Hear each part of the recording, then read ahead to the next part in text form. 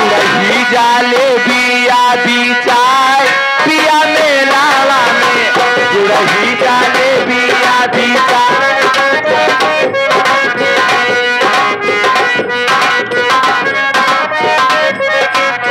ले रहा गारा में जाना तो होई मेलावा में, ले रहा गारा में जाना तो होई मेलावा में, गुड़ही जाले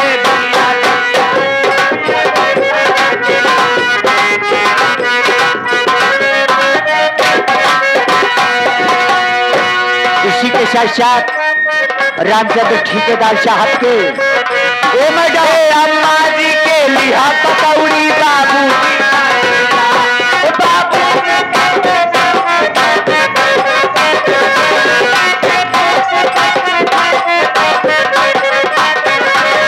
देवर जी का पेड़ा पर ननदो जी का पेड़ा कहा हो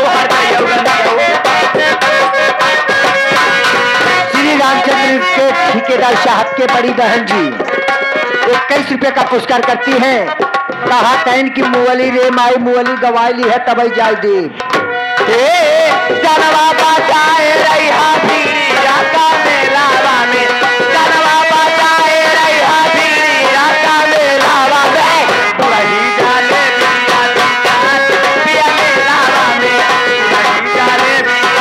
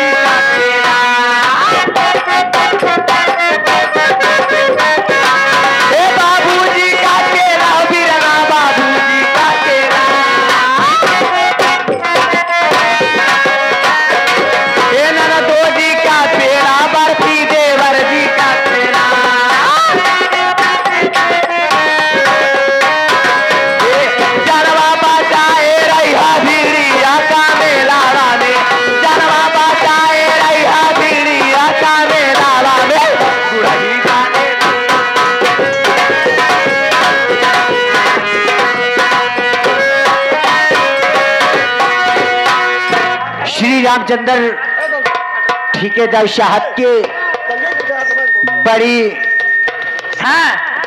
बहन के भौजाई जी की तरफ से 101 रुपए का पुरस्कार पार्टी की तरफ से। आज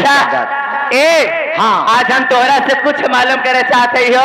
का मालूम करे चाहता है? आज हमारे माननीय श्री आदर्श नौटंकी संगीत पार्टी माननीय श्री हमारे गुलाब चंद पटेल मालिक, अच्छा मैनेजर संजय पाल आज अपने रंगमंच पे कौन से तमाशा और कौन से ड्रामा पेश करेंगे।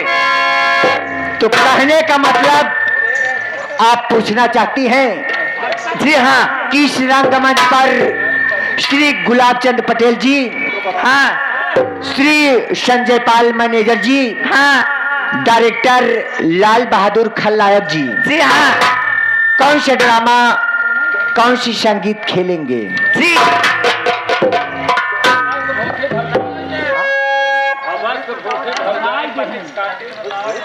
हवस की भोगी भौजाई, पति का कातिल और ठाकुर बलवान तशे।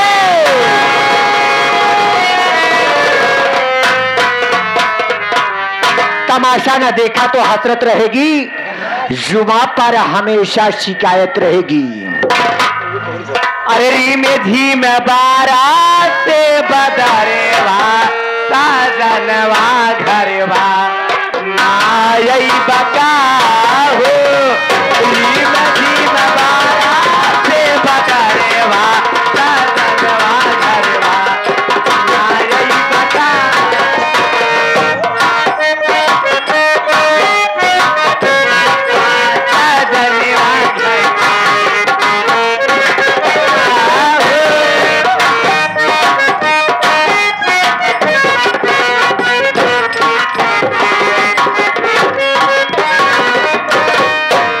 श्री पवन बनवासी बेलवार का निवासी 11 रुपए का पुरस्कार करते हैं, लेकिन घर मालिक साहब का आदेश बा कि एक मुअली रे माई मुअली हो चाहे, लेकिन मालिक साहब आप संगीत के टाइम हो चुका बा, आप टाइम के अभाव ले चलता है। अरे रीम झीम बारा से बदरे वा सजनवा घरवा